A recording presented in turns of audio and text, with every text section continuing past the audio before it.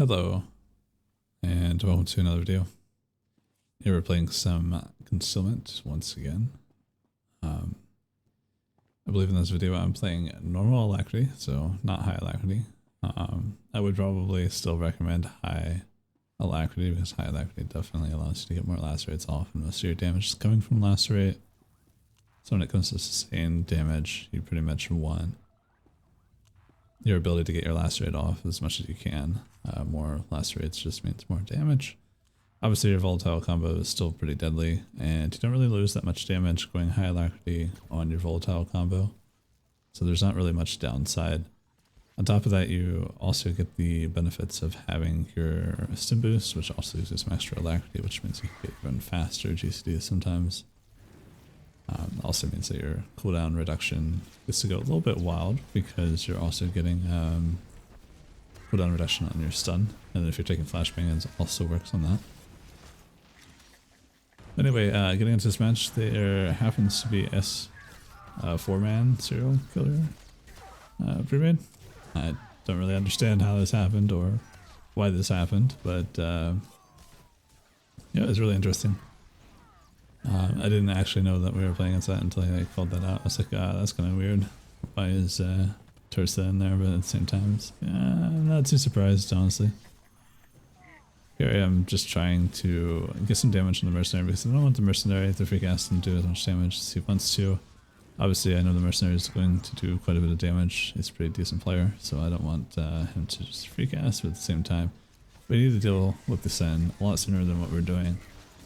But unfortunately, we had both the concealment and engineering burst opener happen while the PT wasn't there. It's not really a great move for us, and I kind of like lost my probes and probably should have played a little bit more healing on him. But the problem was just that we just didn't have any pressure, and our opener was kind of screwed. In PvP nowadays, your opener is the most important thing, and on top of that, especially if you do not have a healer, your opener is even more important because the amount of damage that you can get off in the opener, especially a coordinated opener, is enough to keep the pressure going.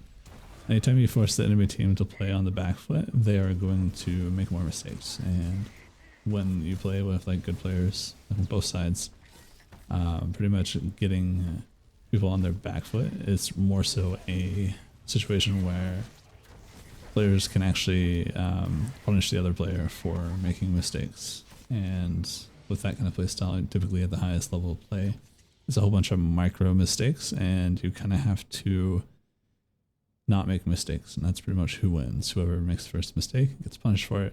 It's kind of like how it goes down, and situations like this is where you can't really afford to make mistakes. We're already at a disadvantage. This isn't like the highest level of play.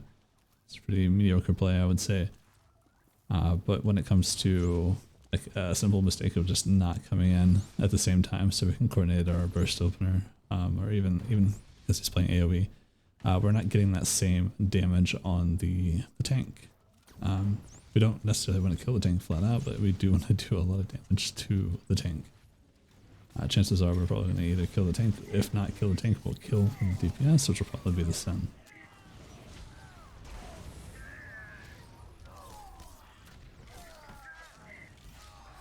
This is a much better opener for us because we kind of got a lot of damage on all of them. We got an AoE carb on pretty much all of them, except for Mercenary, but the Mercenary was close enough in melee range anyway. And then on top of that, we're also getting our probes, and we're kind of like upkeeping them, but I do get low slash here and almost lose my probe stacks, but I end up getting it back, so it's not that bad. He pops Life Warden. I had a great time, but I had already popped my infusion at that point. It's like, you know, whatever.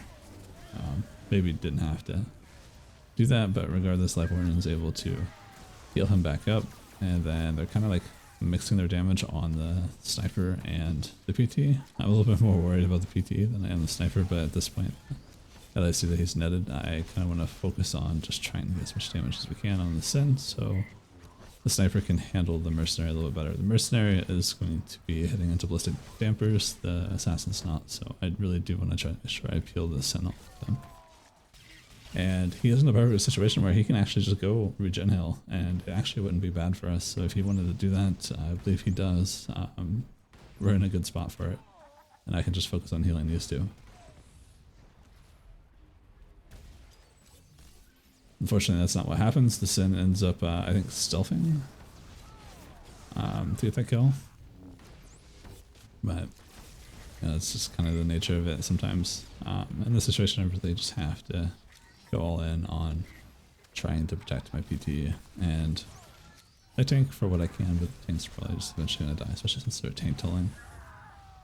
So we really need to get a kill sooner than later if we want to push forward. And I see that their tank doesn't really have much, so I'm just like, okay, this is our last chance. It's just the two of us. We literally have to kill the tank here, and if we don't kill the tank here, we're screwed. We're not gonna get any like chance here. I know getting second wind. They're hitting me. That's great. That means I can off heal.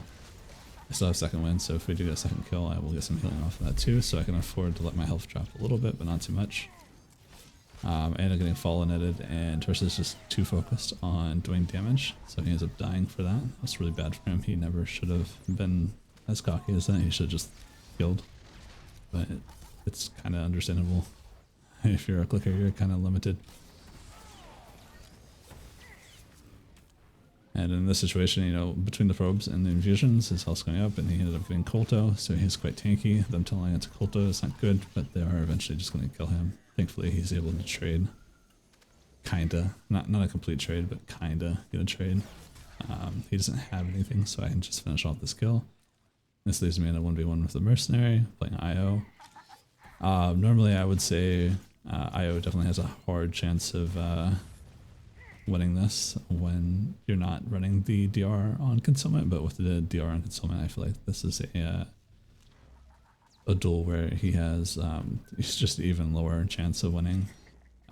It was interesting, but you know, I'm not much of a duelist myself. It's not really something I really care about, and I'm also not running flashbang, so I'm not getting the full value of everything.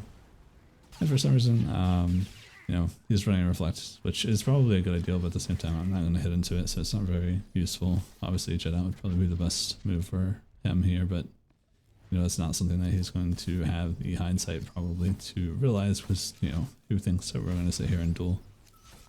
It's not what he expected, not what I expected, so.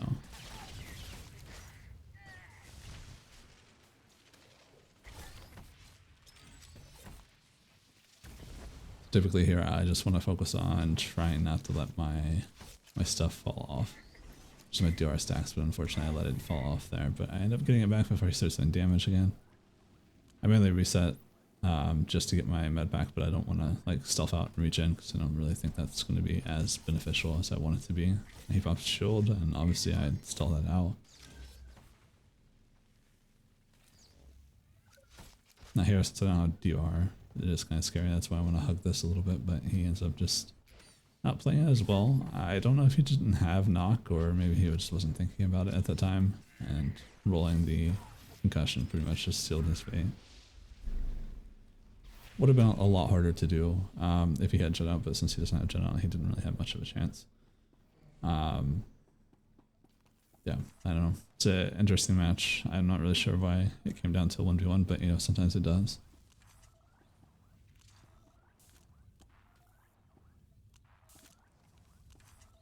And then, thankfully, since we pushed to that, we can now kind of get in their heads a little bit here. I think we should cleave and kill the tank indirectly, since we do have really good tank tunnel damage. We have Pyro, really good at hitting tank. Concealment's excellent at hitting jet tank. Sniper can just cleave onto the tank, so tank will just die. Drop Saber Ward and the opener too, not good for him. On our opener, we're not really going to be hitting him, we're going to be getting our burst off on other people, and then swap to him, so definitely a big win for us. It's like one of those things where it's like, you think it could probably be good, but it's really not. Strategies will always change, and you know, people aren't going to blatantly just tank tunnel. It's not like an actual strategy. If you're blatantly tank tunneling, you're just kind of you're not doing yourself any good. It's a good disservice. To give you guys a quick rundown of why tank tunneling works, it's more so that you're hitting damage into guard. The tank takes that damage and isn't mitigating it well, most likely. And if they don't have cooldowns up, they're really not mitigating it well. And if you're a class that can double dip on the tank and the person that you're hitting that has guard, you're basically hitting them twice. So they actually get shredded. Now, when they don't have cooldowns and they're low, they become a kill target. You can actually just flat out kill them. And that's really important, especially if you have damage type that's really good at just killing them. You can take advantage of that. However, most of the time when it comes to, let's say, just full on tainting somebody, they have all their cooldowns, your damage is not good at killing a tank. You're just wasting your damage. It's not helpful. You're not actually achieving anything there. It's really bad to do. Don't do that. However, if you have damage that's good at indirectly tainting, like pyro, that's great. Lethality, that's great. Virulence, that's great. Engineering, semi, kind of just telling into guard. But regardless, hitting into guard isn't always a bad thing. Some specs are just good into it, and I would say pretty much all the dot specs are good at it because you can dot the tank and you can dot the person that's guarded, and you can kind of double dip on that damage there. Anyway, interesting match. We end up beating this group. Not really sure why it was a 4-stack tank kill that we got as a pop, but nonetheless, it was fun. And this is some normal Alacrity arena footage for Concealment. Anyway, hope you guys have a wonderful rest of your day.